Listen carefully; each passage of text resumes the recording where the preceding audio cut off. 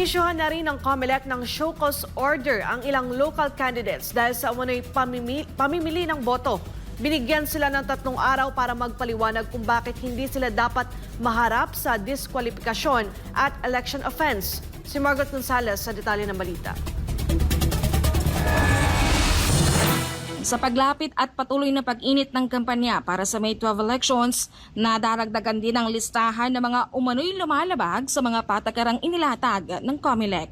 Kamakailan lang ay nasali na rin sa mga pinagpapaliwanag ng komisyon si Las Piñas Representative Camille Villar na tumatakbo sa pagkasenador dahil sa issue ng vote buying.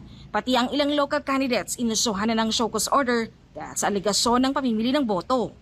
Kabilang sa listahan sina Bulalaco Oriental Mindoro Mayoral Candidate Ernilio Villas at ang kanyang asawa na si Edna Villas na tumatakbo naman sa pagka-vice alkalde sa lugar. Gayon din si Nueva Ecija Representative Eming Pascual at Palawan 3rd District Congressional Candidate Abraham Mitra.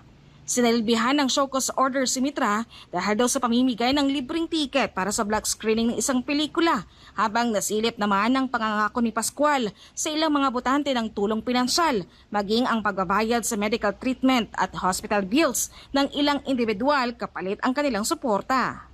Pinadalhan naman ng show cause order sina Ernilio at Edna Villas matapos makatanggap ang COMELEC ng formal na reklamo ng pamimigay nila ng ayudang nagkakahalaga ng 2,000 piso sa mga residente sa kanilang lugar sa Bulalaco, Oriental Mindoro.